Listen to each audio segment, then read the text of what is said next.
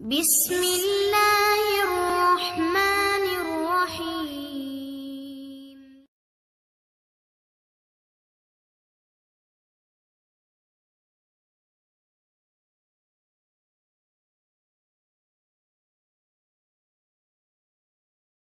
এই শেষ দশকে আমাদের কিছু আমল রয়েছে। তো সেই আমলের মধ্যে দুটি আমল নিয়ে আলোচনা করব। প্রথম আমল হলো লাইলাতুল কদর, আর দ্বিতীয় আমল হলো জাকাতুল ফিতর। তো লাইলাতুল কদর এটা একটা মহিমান্বিত রাত্রি, একটা গুরুত্বপূর্ণ রাত্রি। এই রাতের অনেক ধরনের ফজিলত বর্ণিত হয়েছে। তো এই রাত্রিকে মহান রব্বুল আলামিন আখ্যায়িত করেছেন, ইন্না আনজালনাহু ফি লাইলাতিন মুবারাকা, আমি একটি বরকতময় রজনীতে এই কোরআনটাকে অবতীর্ণ করেছি। তো কোরআনটা অবতীর্ণ হয়েছে লাইলাতুল কদরে, যেমন সূরা কদরে উল্লেখ করা হয়েছে, ইন্না আনজালনাহু ফি লাইলাতিল কদর, আমি কদরের রাত্রিতে কোরআন অবতীর্ণ করেছি। আর এই কদরের রাত্রিকে আল্লাহ তাআলা বরকতময় রজনী হিসেবে আখ্যায়িত করেছে। তো এটা বরকতময় অনেক দিক থেকে। ওয়ালাইকুম সালাম রাহমাতুল্লাহ। এটা এই রজনীটি বরকতময় অনেক দিক থেকে। প্রথম যে বিষয় সেটা হলো এই রাত্রিতে আল্লাহ তাআলা কোরআন অবতীর্ণ করেছে। তো কোরআন অবতীর্ণ করার কারণে এই রাতের মর্যাদা বেড়ে গেছে।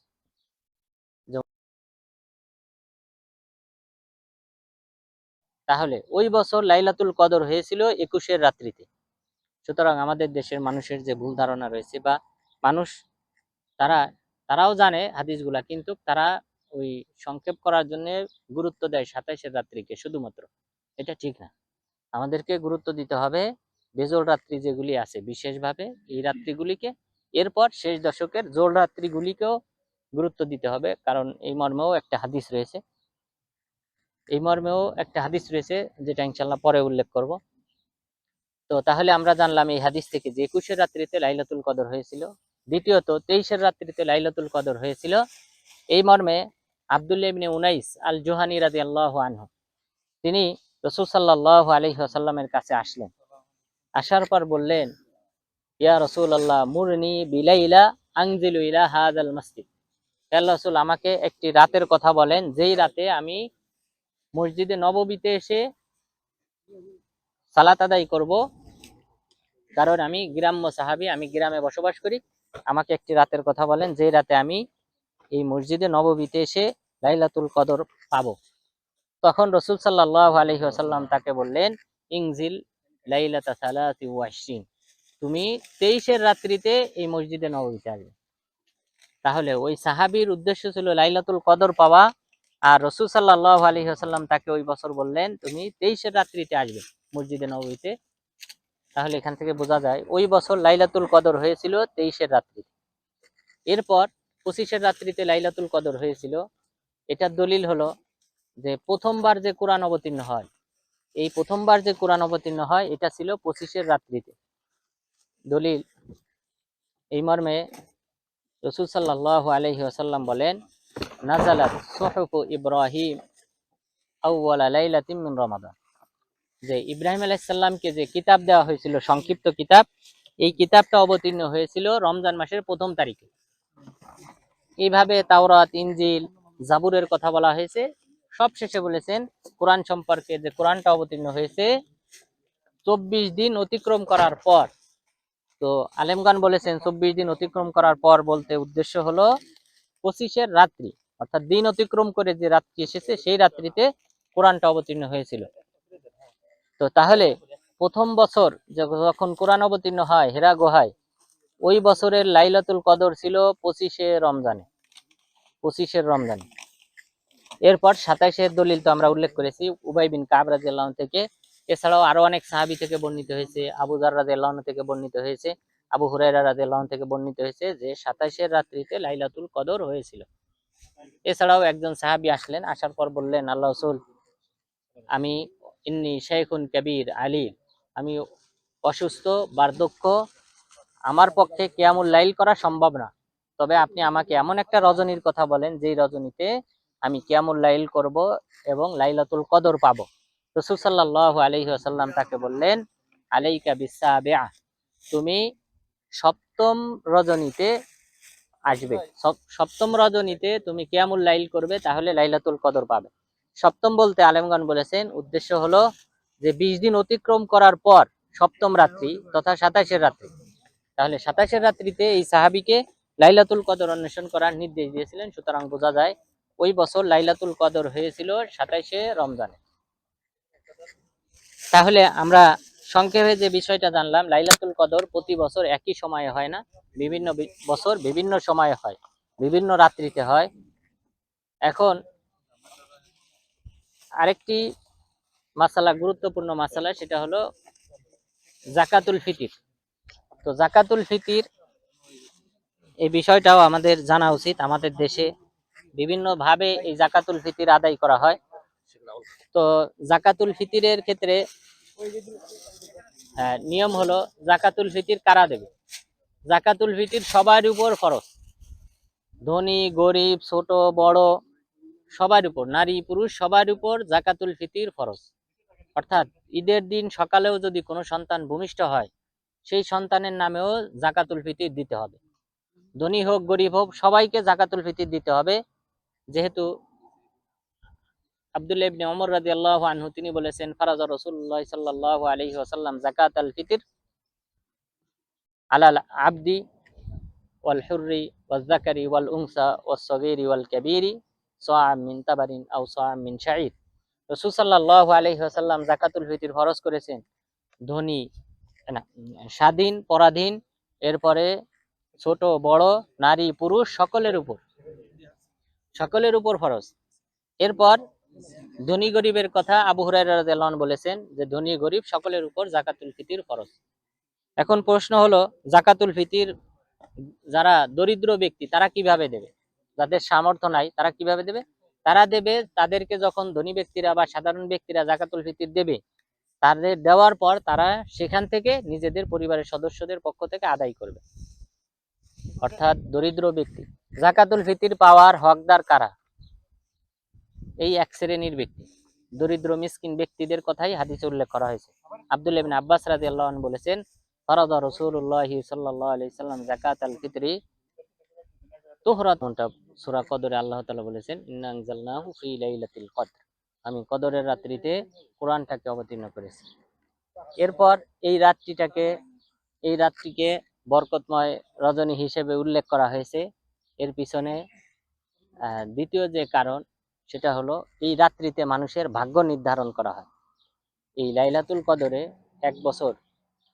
সামনের রমজান পর্যন্ত মানুষের ভাগ্যে কি কি ঘটবে, সে কি কি রিজিক বক্ষণ করবে, সবগুলি আল্লাহ তাআলা পুনরায় এই রমজান মাসের এই লাইলাতুল কদরে পুনরায় আবার এটাকে লিপিবদ্ধ করে। তো এই ব্যাপারে মহান রব্বুল আলামিন বলেছেন সূরা দুখানের 3 এবং 4 নং আয়াতে যে ফিহা ইউফরাকু কুল্লু আমরিন হাকিম, এই রজনীতে প্রতিটি বিষয়ের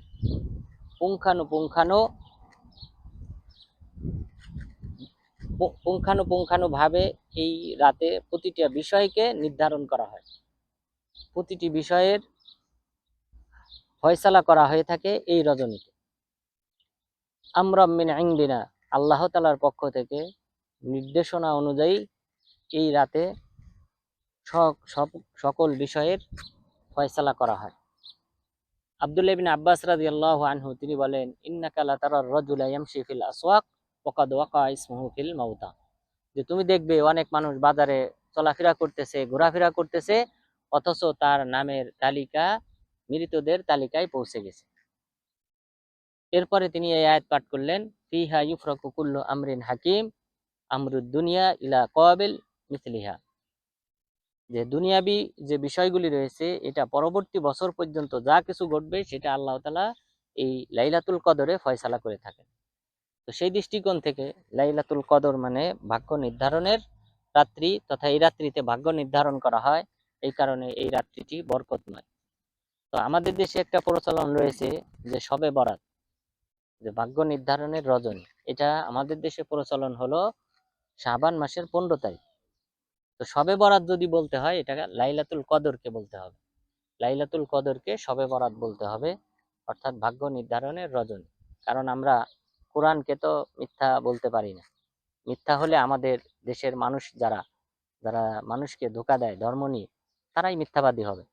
আল্লাহ সুবহানাহু ওয়া তাআলা মিথ্যা বলেন নাই। আল্লাহ তাআলা বলেছেন এই লাইলাতুল কদরেই ভাগ্য নির্ধারণ করা হয়। সুতরাং এটাই হলো শবে বরাত। সুতরাং শাবান মাসের 15 তারিখ শবে বরাত হতে পারে না। যদি তাই হয় তাহলে কোরআন মিথ্যা। তো আমরা কোরআনকে মিথ্যা বলতে পারি না। আমরা মিথ্যা বলতে পারি আমাদের দেশের যে সকল জনগণ মানুষকে ধোঁকা দেয়, যে সকল আলেমরা মানুষকে ধোঁকা দেয়, আমরা তাদেরকে মিথ্যাবাদী বলতে পারি। তো সুতরাং লাইলাতুল কদর এটা মহিমান্বিত একটি রজনী, বরকতময় রজনী। কারণ এই রাত্রিতে মানুষের ভাগ্য নির্ধারণ করা হয়। এরপর এই রাত্রিটি বরকতময় কারণ হলো এই রাতের ইবাদত 1000 মাস ইবাদত করার চেয়ে উত্তম। মহান রব্বুল আলামিন বললেন, ইন্না আনজালনাহু ফি লাইলাতিল কদর ওয়া মা আদরাকা মা লাইলাতুল কদর লাইলাতুল কদরি খায়রুম মিন আলফি শাহর। আপনি কি জানেন লাইলাতুল কদর কি? লাইলাতুল কদর হলো যা 1000 মাসের চেয়ে উত্তম। তো 1000 মাসকে আমরা যদি 12 দিয়ে ভাগ দেই তাহলে 83.4 মাস। তথা এই লাইলাতুল কদরে যদি কোনো ব্যক্তি ইবাদত করে তাহলে 83 বছর 4 মাস ইবাদত করার সমান সব। এই রাত্রিটা শুরু হবে কখন? মাগরিব থেকে, সূর্য ডুবার পর থেকে। সুতরাং সূর্য ডুবার পর থেকে যে ইবাদতগুলি হবে ফজর পর্যন্ত, সেই ইবাদতের সওয়াব হবে 1000 মাসের চেয়ে উত্তম তথা 83 বছরের চেয়ে বেশি ইবাদত করার সমান সওয়াব। তো মাগরিবের পর থেকে এখন আমলগুলা কি কি? মাগরিবের সালাত এটাও অন্তর্ভুক্ত লাইলাতুল কদরে। এরপর মাগরিবের 2 রাকাত সুন্নত, এরপরে ইশার সালাত, ইশার সুন্নত, বিতির, এরপর তারাবির সালাত, এগুলি সব ইবাদতগুলি লাইলাতুল কদরের অন্তর্ভুক্ত। এরপর অতিরিক্ত যে আমলগুলি করতে হবে সেটা হলো কোরআন তেলাওয়াত, বেশি বেশি আল্লাহ তাআলার জিকির। এই ইবাদতগুলি করার মাধ্যমেই আমাদের রাতটা অতিক্রম করতে হবে। তাহলে লাইলাতুল কদরের যে সওয়াব রয়েছে সেই সওয়াব অর্জন হবে। তাহলে এই রাতটি মহিমান্বিত কারণ এই রাতের মাঝে এই রমজান মাসে এমন একটি রজনী রয়েছে যে রজনীটি হলো 1000 মাসের চেয়ে উত্তম। তো এই মাসে যদি আমরা একবার সুবহানাল্লাহ বলি, একবার আলহামদুলিল্লাহ বলি, একবার লা ইলাহা ইল্লাল্লাহ বলি, একবার আল্লাহু আকবার বলি, তাহলে এটা হবে 83 বছর ইবাদত করার চেয়ে বেশি সওয়াবপূর্ণ। মানে একবার বললে 83 বছর। তাহলে চিন্তা করেন আমরা আমাদের জীবন অধিকাংশেরই বয়স 60-70 এর মাঝেই সীমাবদ্ধ। তো তাহলে আমাদের সারা জীবনের যে আমল তার চেয়ে বেশি সওয়াব অর্জন করা যাবে এই লাইলাতুল কদর। সুতরাং এখানেই হলো লাইলাতুল কদরের গুরুত্ব। আমরা সারা জীবনে যে আমল করব তার চেয়ে বেশি সওয়াব অর্জন করতে পারবো শুধুমাত্র এই লাইলাতুল কদর পাওয়ার মাধ্যমে। তাহলে এই লাইলাতুল কদর আমাদেরকে অবশ্যই অন্বেষণ করতে হবে, খুঁজে বের করতে হবে। আর লাইলাতুল কদর সম্পর্কে রাসূল সাল্লাল্লাহু আলাইহি ওয়াসাল্লাম আমাদেরকে দিক নির্দেশনা দিয়েছেন যে লাইলাতুল কদরটা আসলে কোন সময়। আব্দুল্লাহ ইবনে মাসউদ রাদিয়াল্লাহু আনহু তিনি বলেছেন, মাই ইয়াকুমিল হাউল ফাকাদ ইউসিবুহা। আব্দুল্লাহ ইবনে মাসউদ রাদিয়াল্লাহু আনহু তিনি বলেছেন, এটা তার ব্যক্তিগত মতামত, তিনি বলেছেন যদি কোনো ব্যক্তি সারা বছর কিয়ামুল লাইল করে তাহলে সে লাইলাতুল কদর পাবে। আব্দুল্লাহ ইবনে মাসউদ রাদিয়াল্লাহু আনহু বলেছেন সারা বছর যদি কেউ কিয়ামুল লাইল করে তাহলে সে লাইলাতুল কদর পাবে। জির ইবনে হুবাইশ রাহিমাহুল্লাহ তিনি উবাই বিন কাব রাদিয়াল্লাহু আনহুকে বললেন যে আপনার সাথী, আপনার বন্ধু আব্দুল্লাহ ইবনে মাসউদ তিনি তো এই কথা বলেন। তখন তিনি বললেন যে আল্লাহর শপথ, আব্দুল্লাহ ইবনে মাসউদ রাদিয়াল্লাহু আনহু তিনিও ভালো করে জানেন যে লাইলাতুল কদর হলো রমজান মাসের শেষ দশকে। কিন্তু তিনি কেন এই কথা বলেন? কারণ হলো আল্লাহ ইয়াত্তাকিলান নাস, মানুষেরা যেন নির্ভরশীল না হয়ে যায় এবং অন্যান্য রাত্রিতে আমল যেন ছেড়ে না দেয়, শুধুমাত্র এই শেষ দশকেই যেন আমল না করে। এই কারণেই আব্দুল্লাহ ইবনে মাসউদ রাদিয়াল্লাহু আনহু বলেছেন যে সারা বছর কিয়ামুল লাইল করলে সেই ব্যক্তি লাইলাতুল কদর পাবে। কিন্তু তিনিও সঠিকভাবে জানেন যে লাইলাতুল কদর হলো রমজানের শেষ দশকে। এরপর উবাই বিন কাব রাদিয়াল্লাহু আনহু তিনি শপথ করে বললেন সেটা হলো 27 রাত্রিতে।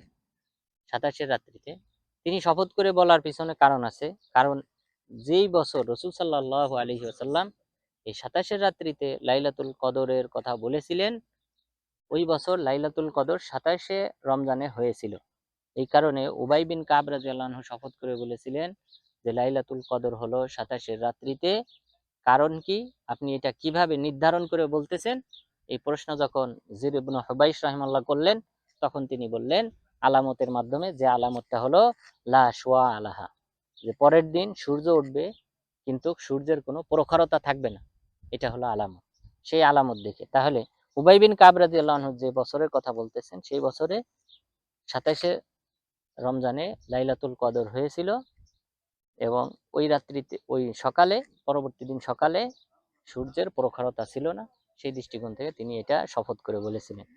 কিন্তু আমরা যদি হাদিসগুলা দেখি, যে রাসূল সাল্লাল্লাহু আলাইহি ওয়াসাল্লামের যুগে লাইলাতুল কদর কখন হয়েছিল, লাইলাতুল কদর কখন হয়েছিল, হাদিস থেকে সাব্যস্ত হয় মোট 4টি রাত্রিতে। মোট 4টি রাত্রিতে লাইলাতুল কদর হয়েছিল রাসূল সাল্লাল্লাহু আলাইহি ওয়াসাল্লামের সিয়াম পালনের মোট 8 বছরের জীবনে। 4টি রাত্রিতে সহিহ হাদিস দ্বারা সহিহ সনদে সাব্যস্ত হয়েছে যে লাইলাতুল কদর ভিন্ন ভিন্ন রাত্রিতে হয়েছিল। তাহলে এখনো লাইলাতুল কদর প্রতি বছর একই রাত্রিতে হয় না, বরং ভিন্ন ভিন্ন রাত্রিতে হয়। প্রথম যে যে রাত্রিতে হয়েছিল সেটা হলো 21 রাত্রি। আবু সাঈদ আল খুদরি রাদিয়াল্লাহু আনহু তিনি বলেন যে রাসূল সাল্লাল্লাহু আলাইহি ওয়াসাল্লাম ইতিকাফ করেছেন, আমরাও ইতিকাফ করলাম প্রথম 10 দিন। ইতিকাফ করার পর জিবরিল আলাইহিস সালাম আসলেন, আসার পর বললেন ইন্নাল্লাযী তাতলুব আমামাক, আপনি যে লাইলাতুল কদর অন্বেষণ করতেছেন সেটা আপনার সামনে আছে। তখন পরবর্তী 10 দিন আবার তিনি ইতিকাফ করলেন, অর্থাৎ মাঝখানের যে 10 দিন 20 তারিখ পর্যন্ত ইতিকাফ করলেন, আমরাও ইতিকাফ করলাম। জিবরিল আলাইহিস সালাম আসলেন, আসার পর রাসূল সাল্লাল্লাহু আলাইহি ওয়াসাল্লামকে জানিয়ে দিলেন আপনি যা অন্বেষণ করতেছেন তা আপনার সামনে রয়েছে। তাহলে ইতিকাফের মূল লক্ষ্য উদ্দেশ্যই হলো লাইলাতুল কদর পাওয়া। তাহলে একটা স্বয়ংসম্পূর্ণ একটা ইবাদত রাসূল সাল্লাল্লাহু আলাইহি ওয়াসাল্লাম জারি করেছেন লাইলাতুল কদর পাওয়ার জন্য। সেটার নাম কি? ইতিকাফ।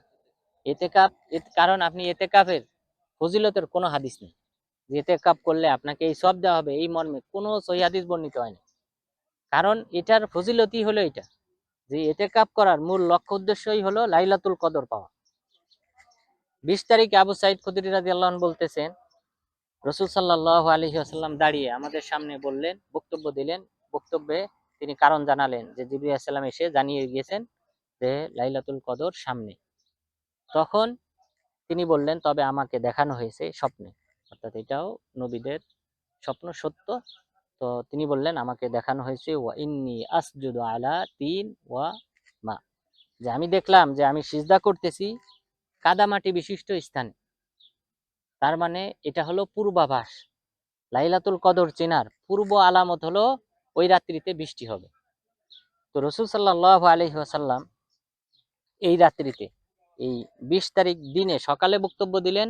আবু সাঈদ খুদরি রাদিয়াল্লাহু আনহু বলতেছেন যে এই রাত্রিতেই আমি দেখলাম যে আলা আন্নী রাআইতু আসারা তিন আলা জাবাহাতিহি ওয়া আরনাবাতিহি, আমি রাসূল সাল্লাল্লাহু আলাইহি ওয়াসাল্লামের কপালে এবং নাকে এই কাদামাটির চিহ্ন দেখলাম। অর্থাৎ ওই রাতে 21 রাত্রিতে বৃষ্টি হয়েছিল। বৃষ্টি হওয়ার পর মসজিদে নববী ভিজে যায়, কাদামাটিতে বিষিক্ত হয়ে যায় এবং সেখানে সিজদা দিয়েছিলেন, তার কপালে এবং নাকে কাদামাটি লেগেছিল। তাহলে ওই বছর লাইলাতুল কদর হয়েছিল 21 রাত্রিতে। সুতরাং আমাদের দেশের মানুষের যে ভুল ধারণা রয়েছে, বা মানুষ তারাও জানে হাদিসগুলা, কিন্তু তারা ওই সংক্ষেপ করার জন্য গুরুত্ব দেয় 27 রাত্রিকে শুধুমাত্র। এটা ঠিক না, আমাদেরকে গুরুত্ব দিতে হবে বেজোড় রাত্রি যেগুলি আছে বিশেষভাবে এই রাত্রিগুলিকে, এরপর শেষ দশকের জোড় রাত্রিগুলিকেও গুরুত্ব দিতে হবে। কারণ এই মর্মেও একটা হাদিস রয়েছে, যেটা ইনশাল্লাহ পরে উল্লেখ করব। তো তাহলে আমরা জানলাম এই হাদিস থেকে যে 21 রাত্রিতে লাইলাতুল কদর হয়েছিল। দ্বিতীয়ত 23 রাত্রিতে লাইলাতুল কদর হয়েছিল, এই মর্মে আব্দুল্লাহ ইবনে উনাইস আল জুহানী রাদিয়াল্লাহু আনহু তিনি রাসূল সাল্লাল্লাহু আলাইহি ওয়াসাল্লামের কাছে আসলেন। আসার পর বললেন ইয়া রাসূলুল্লাহ মুরনি বিলাইলা আনজিলু ইলা হাযাল মসজিদ, হে রাসূল আমাকে একটি রাতের কথা বলেন যেই রাতে আমি মসজিদে নববীতে এসে সালাত আদায় করব। কারণ আমি গ্রাম্য সাহাবী, আমি গ্রামে বসবাস করি, আমাকে একটি রাতের কথা বলেন যেই রাতে আমি এই মসজিদে নববীতে এসে লাইলাতুল কদর পাবো। তখন রাসূল সাল্লাল্লাহু আলাইহি ওয়াসাল্লাম তাকে বললেন, ইনজিল লাইলাতা সালাতি ওয়া 20, তুমি 23-এর রাত্রিতে এই মসজিদে নববীতে আসবে। তাহলে ওই সাহাবীর উদ্দেশ্য ছিল লাইলাতুল কদর পাওয়া, আর রাসূল সাল্লাল্লাহু আলাইহি ওয়াসাল্লাম তাকে ওই বছর বললেন তুমি 23-এর রাত্রিতে আসবে মসজিদে নববীতে। তাহলে এখান থেকে বোঝা যায় ওই বছর লাইলাতুল কদর হয়েছিল 23-এর রাত্রিতে। এরপর 25-এর রাত্রিতে লাইলাতুল কদর হয়েছিল। এটার দলিল হলো যে প্রথমবার যে কোরআন অবতীর্ণ হয়, এই প্রথমবার যে কোরআন অবতীর্ণ হয় এটা ছিল 25-এর রাত্রিতে। দলিল এই মর্মে রাসূল সাল্লাল্লাহু আলাইহি ওয়াসাল্লাম বলেন, নাযালাত সুহুফু ইব্রাহিম আউওয়ালা লাইলাতিন মিন রমাদান, যে ইব্রাহিম আলাইহিস সালামকে যে কিতাব দেওয়া হয়েছিল, সংক্ষিপ্ত কিতাব, এই কিতাবটা অবতীর্ণ হয়েছিল রমজান মাসের প্রথম তারিখে। এইভাবে তাওরাত, ইনজিল, জাবুরের কথা বলা হয়েছে। সব শেষে বলেছেন কোরআন সম্পর্কে যে কোরআনটা অবতীর্ণ হয়েছে 24 দিন অতিক্রম করার পর। তো আলেমগণ বলেছেন 24 দিন অতিক্রম করার পর বলতে উদ্দেশ্য হলো 25-এর রাত্রি, অর্থাৎ দিন অতিক্রম করে যে রাত্রি এসেছে সেই রাত্রিতে কোরআনটা অবতীর্ণ হয়েছিল।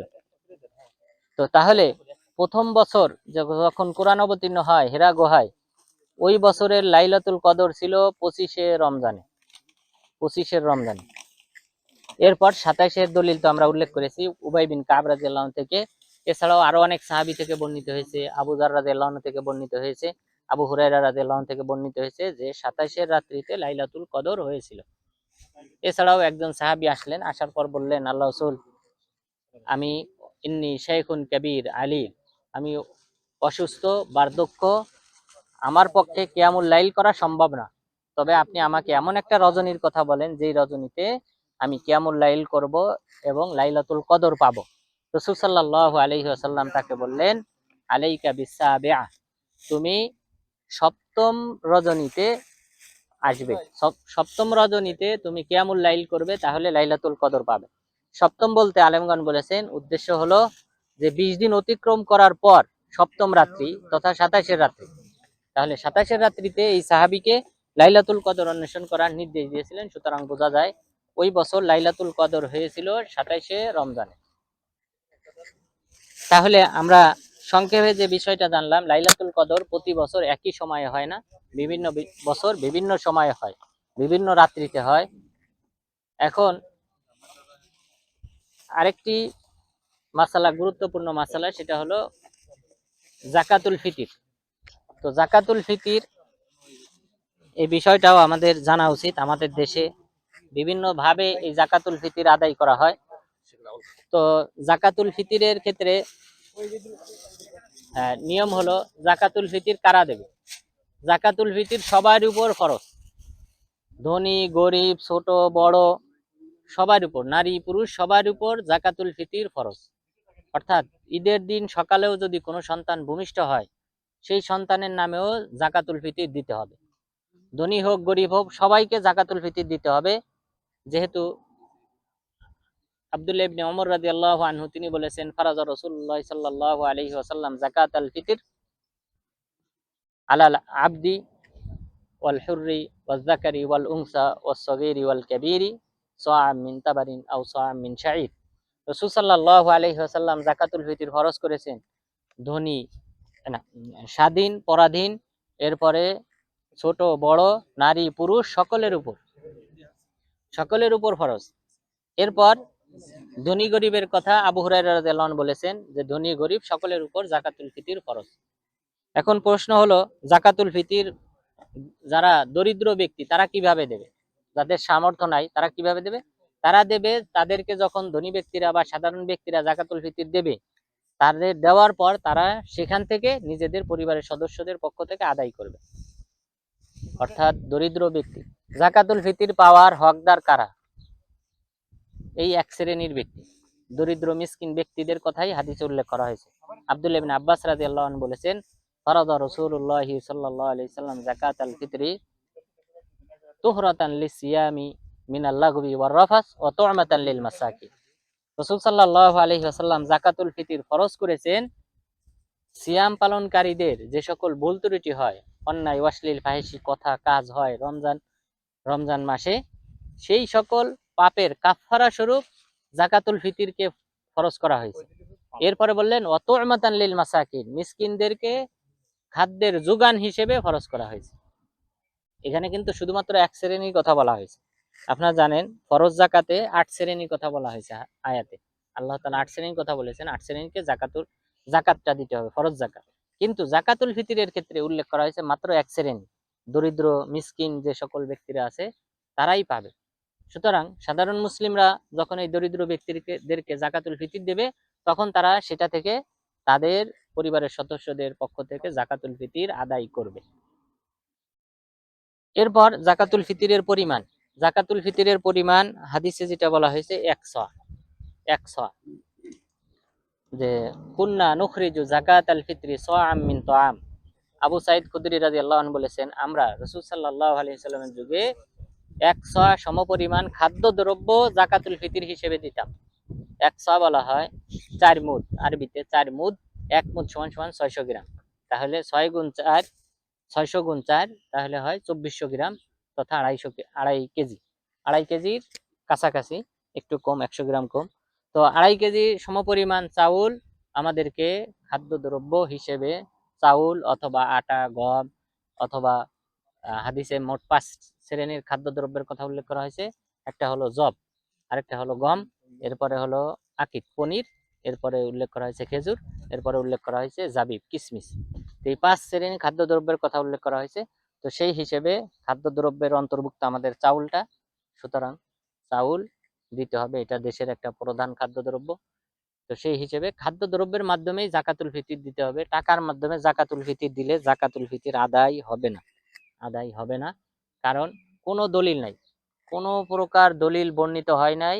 রাসূল সাল্লাল্লাহু আলাইহি ওয়াসাল্লামের যুগে 3 ধরনের অর্থের প্রচলন ছিল। একটা হলো দিনার, দিরহাম, ফুলুস। এই 3 প্রকার মুদ্রার প্রচলন ছিল। রাসূল সাল্লাল্লাহু আলাইহি ওয়াসাল্লাম কি বলতে পারতেন না যে তোমরা যে কোনো একটার মাধ্যমে জাকাতুল ফিতর আদায় করবে? পারতেন। কিন্তু আমাদের দেশ চলে উল্টা। ফরজ জাকাত যেটা, টাকাতে জাকাত আসছে, সেটাতে টাকা দিতে হবে গরিব মানুষকে, কিন্তু আমাদের দেশের মানুষ কাপড়, লুঙ্গি ইত্যাদি কিনে দেয়, এটার মাধ্যমে জাকাত আদায় হবে না। এরপর যখন জাকাতুল ফিতরের কথা আসে, তখন ইসলামিক ফাউন্ডেশন একটা টাকা নির্ধারণ করে দেয়, সেটা আবার অর্ধসা, অর্থাৎ পূর্ণ 100 না। পূর্ণ 100 আমরা বললাম 2400 গ্রাম, এর অর্ধেক আসবে কত? 1200 গ্রাম। তাহলে বাংলাদেশে যেটা হয়, ইসলামিক ফাউন্ডেশন নির্ধারণ করে, অর্ধসা নির্ধারণ করে, এরপর টাকা নির্ধারণ করে। এই দুইটাই গর্হিত কাজ, দুইটাই নিষিদ্ধ কাজ, এটা কোরআন হাদিস বিরোধী কাজ। সুতরাং এটা আমাদেরকে বর্জন করতে হবে। অর্থাৎ জাকাতুল ফিতর দিতে হবে খাদ্যদ্রব্যের মাধ্যমে, এরপর জাকাতুল ফিতর দিতে হবে পূর্ণ 100। অর্ধসা দেওয়া যায় একটা ক্ষেত্রে, সেটা ইনশাল্লাহ পরবর্তীতে সময় হলে বলবো। সেটা হলো গমের মাধ্যমে যদি দিতে চায়, এটা আবু হুরায়রা রাদিয়াল্লাহু আনহু থেকে বর্ণিত হয়েছে, আও নিসফু সাইম মিন কম। গমের মাধ্যমে যদি কেউ জাকাতুল ফিতর দিতে চায়, তাহলে সে অর্ধসায়ের মাধ্যমে দিতে পারবে। এই মর্মে অনেকগুলি দলিল রয়েছে। মারফুর হুকুমে হাদিস রয়েছে 3টি, আর সাহাবাদের উক্তি রয়েছে প্রায় 8টি। সাহাবাদের উক্তি 8টি রয়েছে। তো আল্লাহ তাআলা আমাদেরকে লাইলাতুল কদর পাওয়ার তৌফিক দান করেন, এবং সেই সাথে জাকাতুল ফিতর যথাযথভাবে আদায় করার তৌফিক দান করেন। আমিন। আকুলু কওলি হাযা আস্তাগফিরুল্লাহ লি ওয়া লাকুম ওয়া লিসাইরিল মুসলিমিন।